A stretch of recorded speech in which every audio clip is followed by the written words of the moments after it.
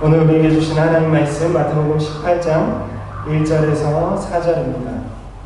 그때 제자들이 예수께 나와 이르되 천국에서는 누가 크니이까? 예수께서 한 어린아이를 불러 그들 가운데 세우시고 이르시되 진실로 너희에게 이르노니 너희가 돌이켜 어린아이들과 같이 되지 아니하면 결단코 천국에 들어가지 못하리라. 그러므로 누구든지 이 어린아이와 같이 자기를 낮추는 사람이 천국에서 큰 자니라. 아멘. 오늘 말씀은 천국의 거인이라는 제목으로 말씀을 나누기 원합니다.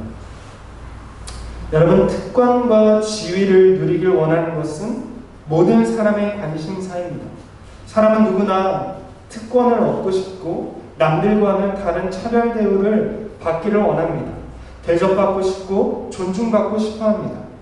앞서 예수님은 성전세 납부를 통해서 제자들에게 하나님의 아들이 되는 하나님의 아들이라는 놀라운 신분을 허락해 주셨습니다. 하나님의 아들이라는 신분과 그 지위가 주는 특권은 결코 가벼운 것이 아니었습니다. 예수님은 제자들에게 더 이상 성전세를 내지 않아도 되는, 오히려 성전세를 받는 주인이신 하나님의 백성이 되었다, 하나님의 아들이 되었다라고 그들의 특권과 또한 신분을 약속해 주셨습니다. 그런데 이 하나님 아들됨의 특권에 대해서 가르침을 받은 제자들은 즉시로 예수님께 이렇게 질문합니다. 오늘 18장 1절의 말씀은 앞에 있는 17장 27절의 말씀과 이어지고 있습니다. 너희가 하나님의 아들이기 때문에 더 이상 성전세조차 내지 않아도 되는 특권을 가지고 있다라고 예수님이 가르쳐 주시자 제자들은 이렇게 말합니다. 하늘나라에서는 누가 가장 큽니까? 여러분, 이 질문은 제자들이 끊임없이 예수님께 제기하였던 질문이었습니다. 제자들은 끊임없이 서로를 비교하면서 예수님께 우리 중에 누가 가장 큰 자입니까? 라고 묻고 있었습니다. 여러분, 제자들은 땅의 가치관을 하늘에도 그대로 적용하고 있습니다. 땅에서 큰 자가 되면 특권을 누리는 것처럼 하늘나라의 큰 자가 되어서 하나님 나라의 특권을 홀로 누리기를 원하고 있습니다. 여러분, 지금 제자들은 예수님의 입에서 자기의 이름이 불려지기를 원하고 있습니다. 천국에서는 누가 큰 자입니까? 지금 제자들의 질문의 의도는 자기의 이름을 예수님이 불러주기를 원하는 것이죠. 예수님께 인정받아서 천국의 큰 자가 되어서 특권과 남들이 누리지 못하는 특혜를 누리고 싶었던 것입니다. 제자들의 생각처럼 땅에서는 큰 자가 특권과 특혜를 누립니다. 권력을 가지고 있고 사람들의 존경을 받고 인기를 한 몸에 가지고 있는 사람들은 특권과 특혜를 누립니다. 제자들은 하늘나라에서도 하나님의 나라에서도 큰 자가 작은 자보다 더 많은 특권과 특혜를 누릴 것이라고 단정 짓고 있습니다. 그래서 예수님에게 더 큰 자가 되어서 나도 남들보다 더 큰 특혜를 누리고 싶다라고 예수님께 요청하고 있는 것입니다. 이렇게 땅의 가치관이 제자들의 심중에 단단히 자리 잡고 있는 것을 우리가 볼 수 있습니다. 그런 제자들의 질문에 대해서 예수님의 답변은 충격적입니다. 예수님은 어린아이를 통해서 제자들의 가치관의 기준을 완전히 바꿔버리고 있기 때문에 그렇습니다. 주님은 누가 큰 자인가 하는 문제에 있어서 어린아이라고 대답하셨습니다. 여러분, 당시 유대사회에서 어린아이는 큰 자가 아니라 작은 자의 대명사였습니다. 여러분, 유대사회는 고대사회죠. 사실 현대사회에서도 어린아이는 큰 자로 인정받지 못합니다. 그런데 고대사회는 더 그것이 심각했습니다. 당시 유대사회에서 어린아이는 인구 통계에 잡히지 않았습니다. 뿐만 아니라 어린아이는 재산처럼 취급되거나 무시되는 존재였습니다. 그러니까 지금 예수님은 제자들이 우리 중에 누가 더 큰 자입니까? 라고 물었을 때에 그 사회에서 가장 작은 자 하나, 어린아이를 데려다 놓고 이 어린아이가 가장 큰 자라고 말했던 것입니다. 여러분, 뿐만 아니라 유대인 남자는 성인식을 통해서 정식으로 회당에서 토라를 해석할 수 있는 권한을 부여받았습니다. 만 14세에 치르는 성인식을 통과하지 않은 어린아이는 결코 사회의 일원으로 받아들여지지 않았습니다. 한 사람의 권리를 인정받지 못했던 것입니다.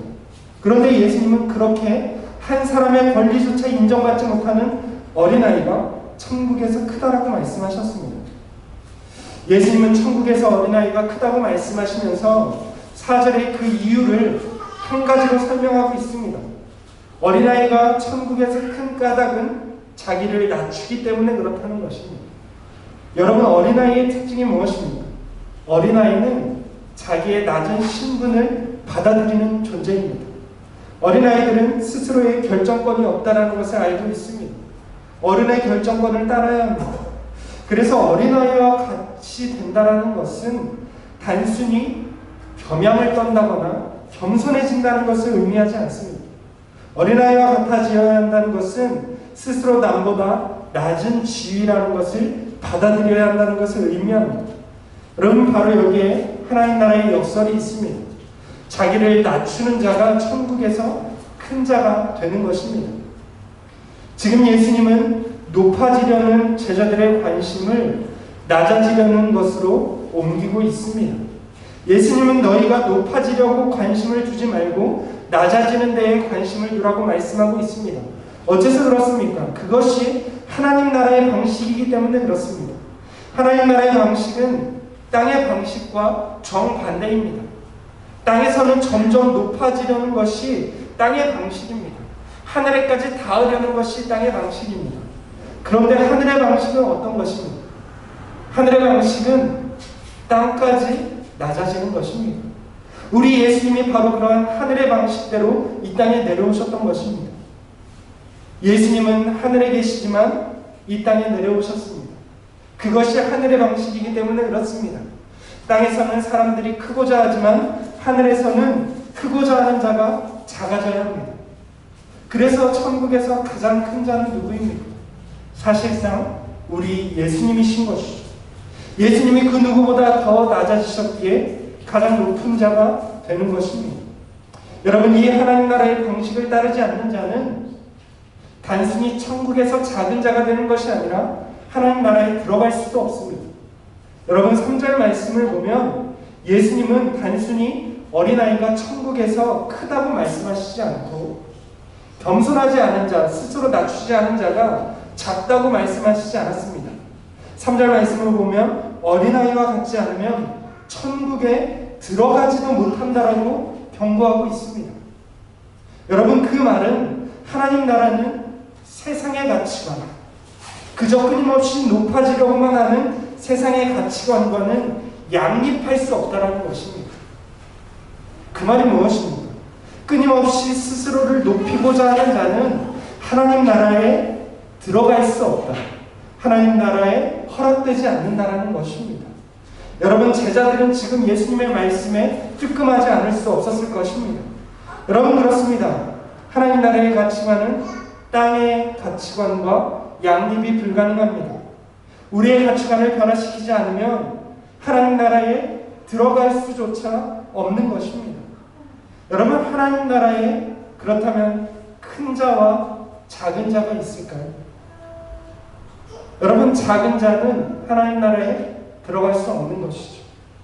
여러분, 하나님 나라에는 스스로를 낮추고 스스로를 다른 사람보다 더 겸손히 낮추는 사람만이 들어갈 수 있다는 것입니다.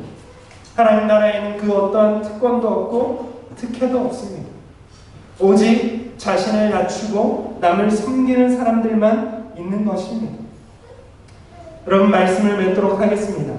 어린아이처럼 자기의 미숙함을 알고 자기를 낮추고 하나님을 의존하는 사람이 하나님 나라에 들어가는 것입니다.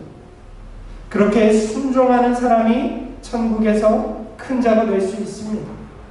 아니, 어쩌면 천국에 합당한 사람이 될 수 있습니다. 예수님은 이렇게 말씀하고 있습니다. 하나님 나라에서 거인이 되려 하지 말고 어린아이가 되라고 말씀하고 있습니다. 이 말씀은 단순히 예수님의 12제자에게만 한 것이 아니라 장차 예수님을 따를 모든 제자 공동체에 말씀하셨습니다. 즉 예수님은 지금 저와 여러분들에게 말씀하고 있습니다. 아이가 부모에게 의존되어 있듯이 우리가 하나님께 의존되어 있는 존재가 되길 원합니다. 그뿐 아니라 나보다 남을 더 낮게 여기고 공동체를 섬기는 자들이 될 수 있기를 주님의 이름으로 축원을 드립니다.